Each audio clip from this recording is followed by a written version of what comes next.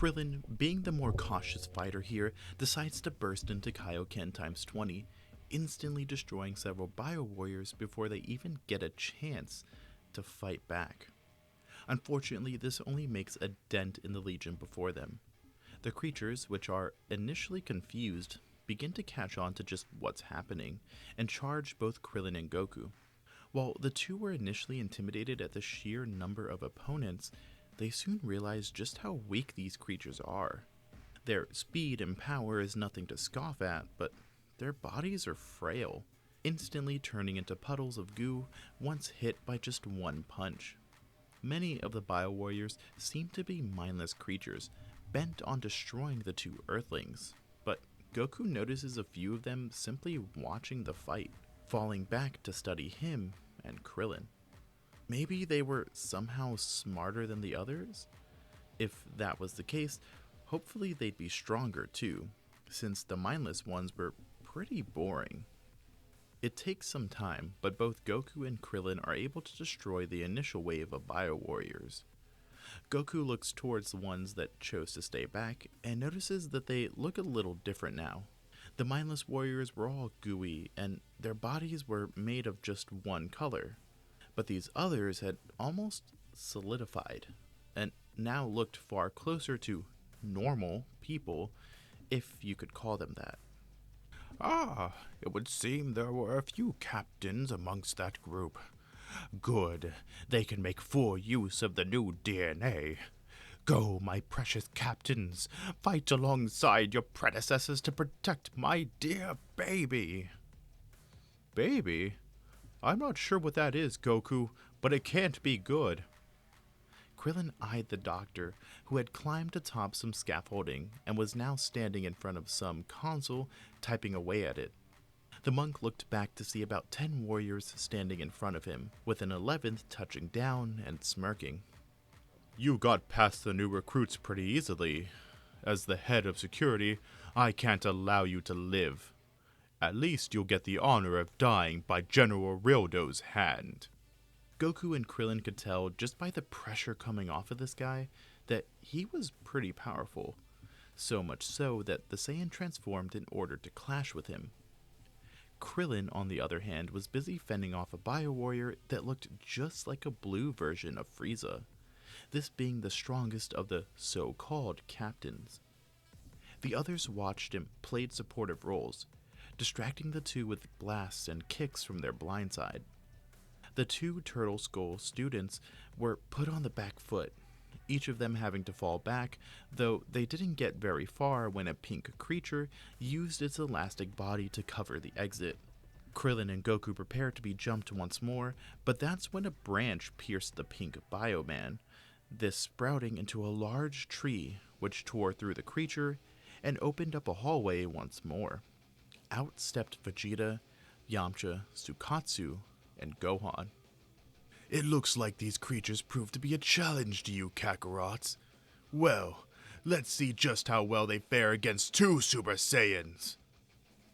The prince transformed then and there, before flying right at Ryodo and slamming a fist into his face.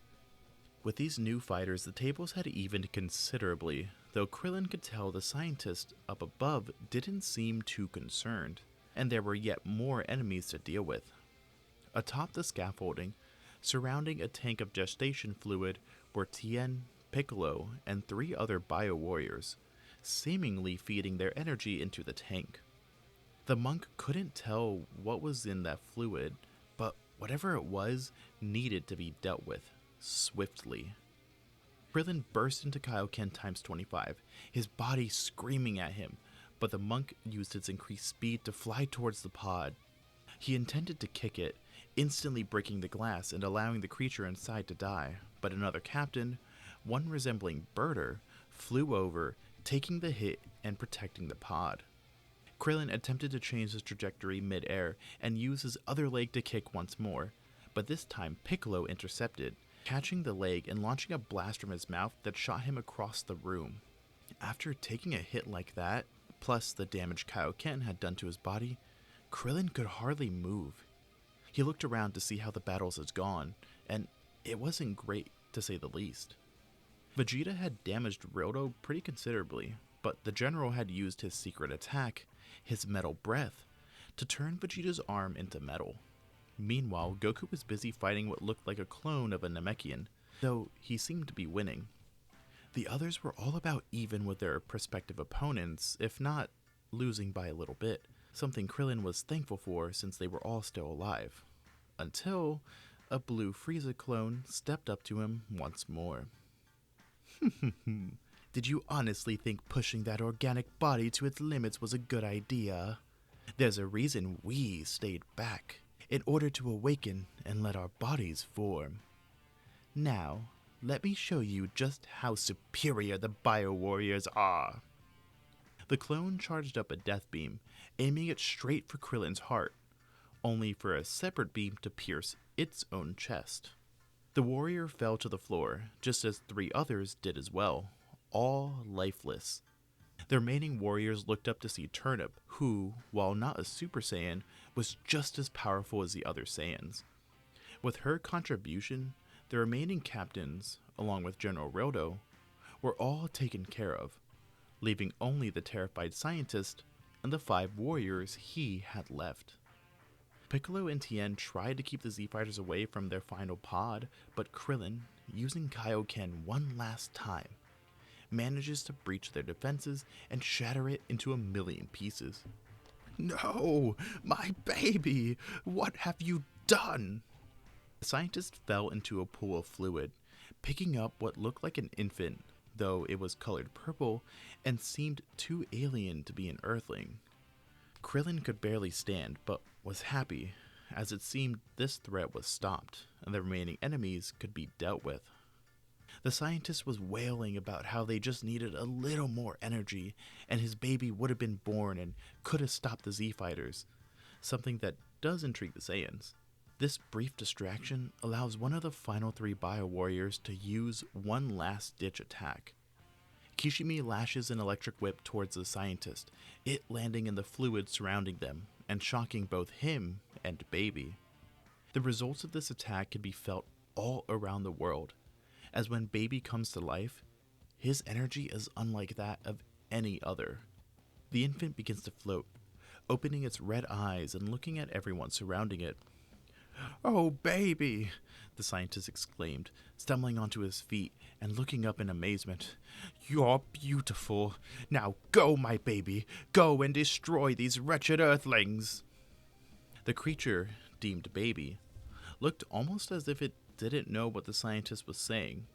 However, in an instant, it began to cry, wailing so loud and with such power that the lab began to shake and crumble. Both Wheelo and some of the Z-Fighters tried to console Baby, attempting to calm it down, but there was no getting to the infant. In the end, the Z-Fighters were forced to flee, as not even their blast could pierce the aura of this monster. The lab was completely destroyed, caving in on Wheelo and his creation, and only then did the cries stop.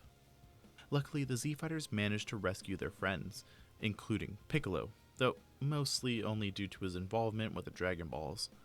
Raditz awoke and was incredibly confused as to what had happened, especially when hearing about this super-powered infant.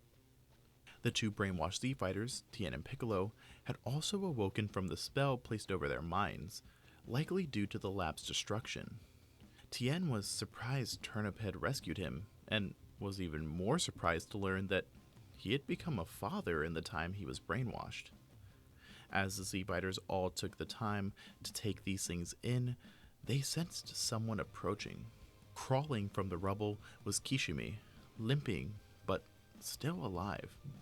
He tried to fly away, but Goku got in the way, stopping the Bio Warrior in its tracks. He seemed scared, confused, completely different from his earlier ferocity and complete willingness to fight. Goku, of course, asked the warrior if he had any ill intentions, and Kishime said no, that he only wanted to be secluded off somewhere. Goku accepts this answer, though Piccolo, Krillin, and Vegeta obviously disagree and vote to take him out. The group bicker about what to do, allowing Kishime to make his great escape into the woods. which makes Piccolo and Vegeta angry at Goku, though the Saiyan simply states if he ever comes back, he'd easily lose to any of them. And if he does get stronger, maybe he'll give him a good fight. Vegeta does see some fun in letting Kishime survive, and Krillin sighs, saying Goku will never change. Well, with the mysterious Wheelo gone, the Z-Fighters agree to go their separate ways once more, promising to meet up in another year. During this time, Raditz makes sure not to slack off, despite enjoying his time in Jingle Village. He trains just as hard as Goku and Krillin, and even uses the Super Saiyan transformation more. Despite the fear associated with the form, Raditz can't help but feel he needs to improve this form if he wants to win against the androids. That future woman, Auburn, told him not to be afraid, and he couldn't help but feel it was aimed directly at his fear of the Super Saiyan. Did the future become ravaged by androids due to his negligence? Well, he wouldn't let that happen. There were so many people Raditz wanted to keep alive and happy. There was Kakarot, Gohan, Suno, heck, even Vegeta, that stuck-up prince. With Raditz taking his training so seriously, not only does his strength vastly improve, but so too does Goku's. Krillin has also learned how to perfectly utilize Kaioken times 20, and can use times 40 with difficulty, this being his new ceiling. Gohan is improved most of all though, even going so far as to unlock Super Saiyan early, being the youngest Super Saiyan ever at the ripe young age of 8, or 9 depending. Everyone is pretty proud of the kid, but celebrations will have to wait until after the android menace is taken care of. The attack goes about how you'd expect. Since Raditz and Krillin were always around Goku, he's constantly reminded to take the heart virus medicine, and thus is able to obliterate 19. Gero tries to run, but he's captured by Raditz, who easily disarms him. Literally. Overall, the android threat is completely dismantled before it can even begin, something that greatly confuses Auburn once she arrives in the past. However, across the world, in a city called Nikki-town, a monster is busy causing its citizens to disappear. Cell is hungrily drinking the residents, even toying with a few of them, though one proves to be troublesome. Initially, the android figures he was holding back too much, but when the human manages to land a pretty strong punch, he realizes this is no mere human. It seems Gero's creation has finally shown itself. Allow me to introduce myself. I am the final creation of the late Dr. Wheelo, his magnum opus. Now, let's see which of us is the best, Dr. Gero's monster, or Dr. Wheelo's baby. The machine mutant leaves his latest host, now in his teenage form. Wheelo, huh? You seem powerful. You'll make a great snack. Cell lunged forward at the mutant, attempting to stab him with his tail, though Baby is able to dodge in time and land a punch of his own. The two have a quick exchange of fists, with Cell attempting to pin the mutant, while Baby tries to scratch or otherwise injure the android. While it seems the two are initially even, Baby begins to fall behind, getting kicked around the city and having to use the buildings for cover. Despite having power on par with Cell, the mutant is much less experienced, and while he knows about Goku and the Z-Fighters, he doesn't have data on them and their moves, meaning his fighting knowledge is lacking, to say the least. One advantage he does have is the ability to shape and form his own body, making it easy to evade Cell, although he doesn't want to run away. Dominating such a strong creature would surely make his life much easier. You're strong, but is that all you've got? Is that the pinnacle of your power? How disappointing. Baby shot several beams of energy up towards Cell, a few actually landing and cutting into his carapace. Ugh, if that's what you want, then I'll end you in one attack. Cell powered up, charging up a Kamehameha that shook the entire city. Baby revealed himself, charging a large pink key sphere high above his head. The two attacks are launched simultaneously, but just as they make contact, Baby strikes. He stretches his body into a paper-thin line, traveling along the Kamehameha and flying right towards the injuries Cell hadn't bothered to regenerate yet. The android struggles, powering up to try and free himself of Baby's influence, but it's too late. It takes the mutant a few minutes, but Cell eventually falls under his control. This power, it was amazing. But what's more was the information Cell had regarding his perfection and how things went in the future timeline, as well as the vast amounts of techniques the monster knew, something Baby could make use of. For the longest time, Baby wasn't sure of what to do, what his exact purpose was. But this being, it had only one purpose: to become perfect. Feeling the strong desires of Cell, coupled with the only direction he ever had, the final words of Wheelo, to become someone important, the mutant began to think. He alone had the power to become the ultimate being. This Cell creature was amazing, truly the perfect host for him. For the first time, Baby had purpose, a path to travel down, and the mutant was all too happy to follow it. Across the world, Bulma, Yamcha, and Krillin were busy breaking into Gero's lab. There, they found 16, 17, and 18. Obviously, the scientist couldn't leave well enough alone, and with some prodding from Yamcha, she decides to reactivate them, though not immediately. She powers off their pods before transporting them off to Capsule Corp for study. When figuring out that they were programmed specifically to destroy Goku, she quickly deletes that order, and once finding out that 16 was a completely synthetic being, she decides to awaken him for more answers. As far as Bulma's concerned, this big guy can help out around Capsule Corp and help her to understand Gero's technology, possibly to even revert 17 and 18 back into normal humans.